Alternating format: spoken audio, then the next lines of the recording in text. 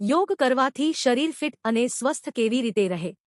નમસ્કાર મિત્રો, તમારું સ્વાગત છે આપણા ચેનલ દેશી ઘરેલું આયુર્વેદમાં। મિત્રો, આજના વ્યસ્ત જીવનમાં ઘણા લોકો થાક, કમજોરી, તણાવ અને શરીરના દુખાવાથી પરેશાન છે। પણ શું તમે જાણો છો કે રોજ માત્ર 20 થી 30 મિનિટ યોગ કરવાથી શરીર ફિટ, મન શાંત અને જીવન હેલ્ધી બની શકે છે?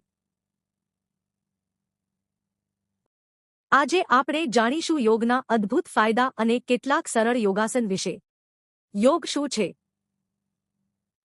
યોગ એ માત્ર કસરત નથી, પણ શરીર, મન અને આત્માને સંતુલિત રાખવાની પ્રાચીન ભારતીય પદ્ધતિ છે।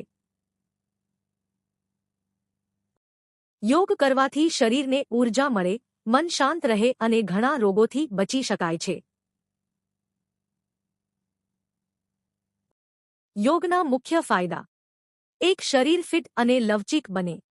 યોગ કરવાથી શરીરની મસલ્સ મજબૂત બને છે। શરીરમાં લવચીકતા વધે છે અને શરીર એક્ટિવ રહે છે।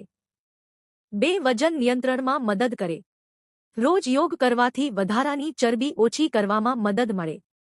ખાસ કરીને પેટની ચરબી ઘટાડવામાં યોગ ઉપયોગી માનવામાં આવે છે। 3. તણાવ અને ચિંતા ઘટાડે। યોગ દરમિયાન ઊંડા શ્વાસ લેવાથી મન શાંત થાય, તણાવ અને ચિંતા ઓછા થાય છે। 4. ઊંઘ સારી આવે। જે લોકોને ઊંઘની સમસ્યા હોય તેઓ માટે યોગ ખૂબ ફાયદાકારક છે। યોગ કરવાથી શરીર અને મન બંને રિલેક્સ થાય છે। 5. પાચન સુધારે। કેટલાક યોગાસન પેટ માટે ખૂબ સારા હોય છે। તે પાચન સુધારે અને ગેસકબજિયાતમાં રાહત આપે। સરળ યોગાસન। 1. તાડાસન। આ આસન શરીરની પોઝિશન સુધારવામાં મદદ કરે છે। કેવી રીતે કરવું? સીધા ઊભા રહો, હાથ ઉપર કરો, ધીમે ધીમે ઊંડો શ્વાસ લો, થોડા સેકન્ડ સુધી રહેવું। ફાયદો: શરીર સ્ટ્રેચ થાય અને સંતુલન સુધરે। 2. ભુજંગાસન।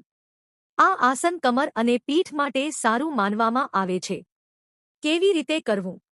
પેટના બળે સૂઈ જાઓ, હાથના સહારે શરીરનો ઉપરનો ભાગ ઊંચો કરો। ફાયદો: કમર મજબૂત બને અને થાક ઓછો થાય। 3. પ્રાણાયામ।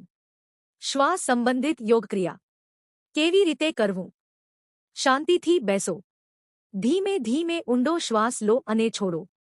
ફાયદો: મન શાંત રહે અને ફેફસા મજબૂત બને।